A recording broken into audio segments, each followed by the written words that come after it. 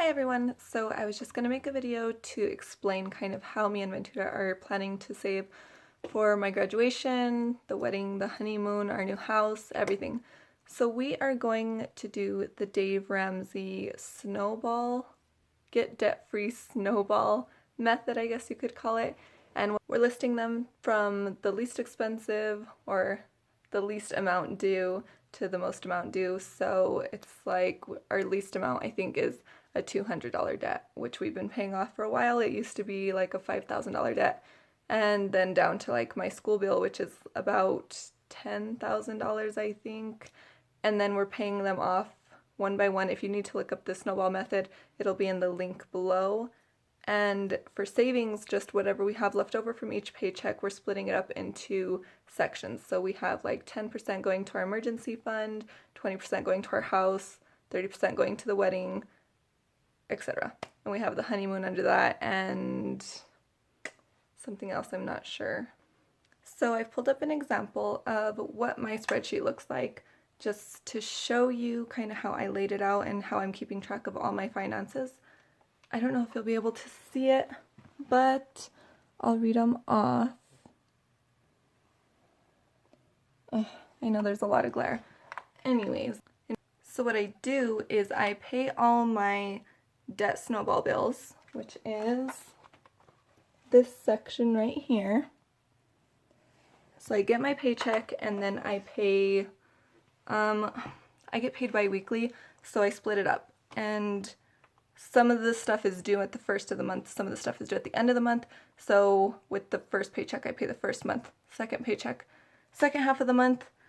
But I have them in order, so the one that's least expensive to the most expensive, or the least amount due to the most amount due. So they're in order, and they're Ventura's bill, a Wells Fargo bill, Jaden's school, my car, and then my Chase credit card, which I use to pay for school, so that I don't have to pull out a student loan. It's been working so much better.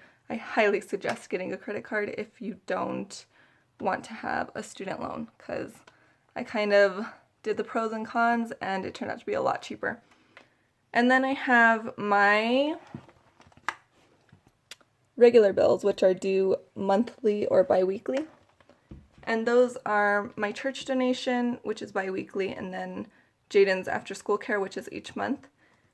And then after I pay all my bills, I take the total of that, I take out a certain amount in cash, which we use to go on dates or to the movies or to take the kids places.